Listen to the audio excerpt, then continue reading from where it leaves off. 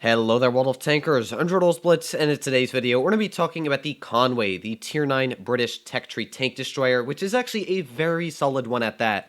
This is one of the few Tier 9 vehicles, other than like the Vickers CR, that I'm actually really scared of when I am in some of my Tier 8 or Tier 9 vehicles, because it has, no matter what, an extremely strong gun. Sometimes when you're up against, let's say, a stock Leopard PTA, you know that the vehicle sucks, the gun's awful. If you're up against a stock Conway, well, its gun is actually great. In fact, stock on this vehicle sometimes is actually better because this carries the L1A1. Now, if you're unfamiliar with what the L1A1 is, well, if we were to go look at some of the Tier 10 British vehicles, like, let's say, the FE2 and 5B, well, look at that, L1A1. If you were to look at your Super Conqueror, it also carries the L1A1, same for the Tortoise, and same for the Conqueror. So, it has a super strong stock gun because it's literally the same gun as the FE2 and 5B. It's got around the same DPM, it's got almost the same dispersion and aiming time. Dispersion's actually a little bit worse at 0.33. It's one of the biggest downsides of the 120mm after they nerfed it, but it's still got great damage per minute, and it is a super solid gun mounted on this tank. You can see the premium pen is just impeccable, 342mm, and the high explosive is sitting at 132mm of HESH, which means that, yeah, the sides of any mediums, you're not going to be liking the Conway. Not to mention, if you run the 5.5 inch, kind of weird that they put the gun in inches, but this gun also, well, it doesn't necessarily have the most premium pen. In fact, it's got HESH, so it doesn't really have the standard type of pen you'd expect for premium rounds, but it does 670 damage with 220mm of premium pen and 273mm of standard pen with 600 average damage. So it's definitely a lot less accurate, a lot less DPM, but alpha, as we know, sometimes is key. It stops people from pushing on you, it lets you get out more damage effectively, and the Conway is definitely no fiend of that. So yeah, we're going to be doing the Conway, of course, in today's video, and I figured let's compare both guns. So if you do enjoy this type of content, please make sure to smash that subscribe button down below. Also, if I stutter or it's kind of weird, it literally is 3:45 in the morning for me right now.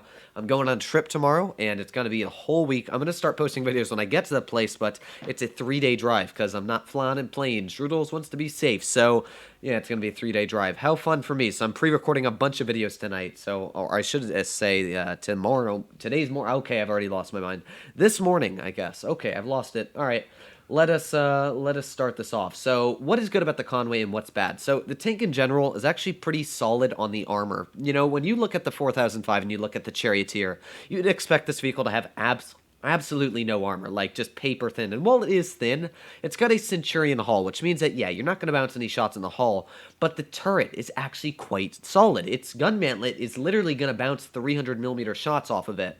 And the cool thing is, the gun mantlet's so tall on the roof of the vehicle that when you're using your 10 degrees of gun depression, it is so annoying to shoot at this thing because half your shots end up bouncing on the mantlet. So like here, I can hide my weak hull, and you can see this is all the enemy's looking at. So they're looking at my stupid gun mantlet, and it actually does get quite a few bounces on it, judging that it is a Tier 9 British tank destroyer. So, not sure where the enemy is pushing all their tanks, and I would love to get a couple shots into like that E75 there. I doubt that that would hit. Oh, actually, you know what? More surprising than I thought. And a nice thing about this vehicle is that it actually has a very solid camouflage rating. So you can see here, did not get detected after I fired that shell. But at the same time, well, I'm not getting any more shots out. We could try and like peek up over the ridge and maybe get that T95 E6, maybe.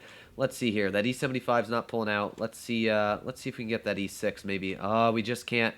No, this is where the vehicle doesn't do spectacular. Here we go. Okay, let's start aiming in on the enemies.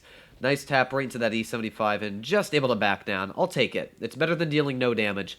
I might push in actually a little bit more aggressive here just because, like, we're really not doing much in this position. Sometimes the enemy likes to push over to the base capture, and if they do, that spot's really nasty because you get them caught out in the open. But, well, it looks like the enemy team actually pushed very smart where they are. We've got the grill right out in the open. Oh, that was a sexy snap. You really don't get shots like that anymore.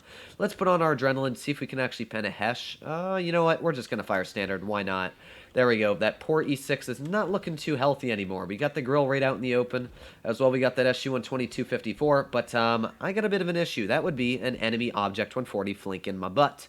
So we could tap this 140, which is what we're going to do for a nice little shell right in the frontal armor. But one thing that 140 has way more than me is DPM. You can see that this guy has pretty much ruined my day already here. And yeah, not necessarily super fun. So we're going to see if maybe my team's going to help me out. We're just gonna back up here. I'm gonna actually entice him. Come. Let's see if he'll push. Oh, gee, how fun. Okay. So, yeah, not necessarily the most fun I'm having here. Okay, so doing spectacular. We're going to back up to the quickest this tank can back up. Not very quick, I can tell you that, but yeah, we're going to use this bush now. See if this T-92 wants to pull out. Come on, I'm waiting in the bushes. I doubt he'll pull out. Oh, he did. He got spotted. Come on. Yes. Oh, we got so lucky. We even lit him on fire. Okay, now we run away. We run. We've done 2,600. I can't complain. This is where the vehicle does well, as you can see. Like, we did get wrecked by a 140, and that makes sense. It's an Object 140. It's got ludicrous damage per minute. The guy put on gun rammer, so yeah, rightfully so. He pretty much ruined our day. But we're going to run away here. That way, you know, our day can't be ruined any more than it was by that guy. Now we actually are a lot more effective because we got our adrenaline on. We've got a little bit quicker of a reload per shot, and I'm going to go away as far away from that 140 as humanly possible. So here we go, getting across the map from this guy. And let's start off by finishing. Maybe we can get a shot into the boot of that guy here. Back up from that grill. Don't want to get hit by him, of course. So let's see if we can get maybe another snap into this E75 here. There we go. Nice snap. And, oh, just able to get a shot right into the side of our vehicle. But that was a brutal fire. We did almost like 3,600, 3,700 damage this game.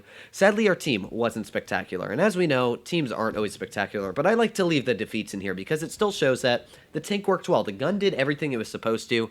And if our team didn't suck, just imagine how much damage we could have gotten out this game. I flanked correctly. If that 140, in fact, hadn't have like ruined our day there, we could have easily gotten crazy amounts of damage out.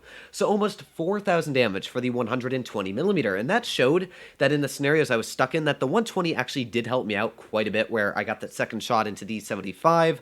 I wouldn't have gotten that out, which actually got us a lot of damage. So I do think, personally, that the 120 is a very viable option, but it was nerfed massively on the damage per minute. Like, it went from, I think, 35, 3,600 down to, like, 3,000, as you saw. So definitely a massive nerf on the HE. We're going to run, let's do 10 and 5, maybe? I don't know. We'll just do 10 and 5. That seems fine.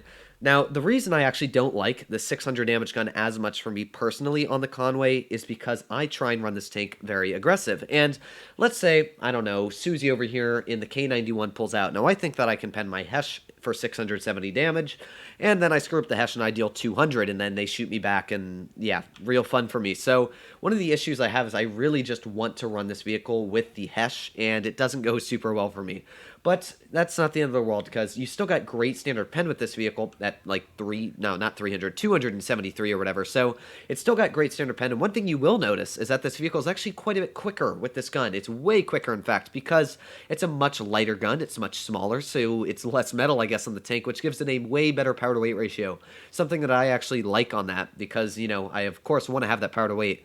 The other thing about this gun is I can be quite a bit more aggressive. I can shoot the enemy and get, you know, more damage out on them.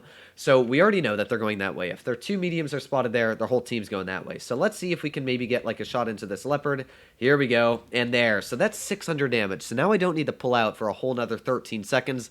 That's where this gun definitely has major advantages, because I just don't have to waste my hit points. So another 10 seconds later, we'll pull out. We'll see if we can get this leopard once again here. So let's see if this guy wants to play. Probably not. I wouldn't play if I were him, but let's see if we can get any other beefy shots. And we got that Foch, who I would have loved to have gotten the shell into. But you know what? It's fine. We'll just enjoy the view. Let's see if maybe this Jag wants to pull out. Here we go. This Jag actually is going to cross right there and fire. Take the blind shot. Oh, that looks like a hit. That would have been a really beefy shot again. Another 600 damage there. So this is another great example of where different guns really excel in different scenarios, because we're only getting single shots out here. You know, we're not like getting massive HEs into the enemy. We're not just non-stop DPMing the enemy. You know, I'm using one shell at a time there. I get a nice tap there. We did hit that Jag as we have 1,700 damage dealt. So pretty good so far. We've got that Foch right out in the open. I'm going to put on my adrenaline. Come on, reload quicker. Doesn't look like we can pen that one Hesh, but there we go. Max rolled him 1,000. Oh my god, that's crazy. Well, we pretty much did the same as a 183's Hesh in a singular shell. So now we've got that ST1 right there. Also that Foch. I can tell he's not very happy with me, but you know what? We'll finish him off. Or not. Yeah. Oh, gee, that went from a fantastic going game for me to completely awful. Okay, so now this may be 2 losses on our belt. How fun. So, yeah, this leopard's probably gonna... Oh my god, we bounced it. It's a miracle. It is actually a miracle. Okay, so we need to finish off this leopard here. That is like... Nope. Okay, so... 2 losses, pretty much, for our vehicle here. We did do a good job, though. Again, you got to see the 600 damage gun. I'm going to leave these games in because I've been trying in this tank for, like, the last 40 minutes to get actually good battles out, and these were the best 2 I got. And it's not the tank's fault. It's just that teams, they push too aggressive on certain spots. You can't hold long enough. And yeah, that Yag, I give that Yag credit. He definitely ruined our day. Sadly, that shell didn't pen the Fosh. It's always luck, but yeah, 2 defeats in a row, my luck. Although, we might not actually lose this. You know what, I'm going to take that back. But still, over 3,000 damage in this game. And the nice thing is that I really like that Wargaming gave the players different opportunities on both guns. With the 400 damage gun, you can play it a little bit more passive, a little bit further back of the map if that's your playstyle, and get out the damage that way. You can see it's got pretty much all better statistics. But if you're like me and sometimes you like the more damage, that game, the damage was way better. In fact, if we had not died there, that could have been an easy 5,000-6,000 damage game if things had gone well. So both of the tanks are spectacular in, not the tanks, but both of the guns are great in the ways they are played. I definitely think that actually the 5.5 is better now just because alpha sometimes is key, and as you saw there, that was just a great shot into that Fosh. But let me know what you guys think in the comments down below if you agree or you disagree. Please make sure to smash that subscribe button once again if you do enjoy this type of content. But other than that, I hope you're all doing well out there. Stay happy, stay healthy, and I'll see you in the next one. How much did we do? 2,800, so I can't complain.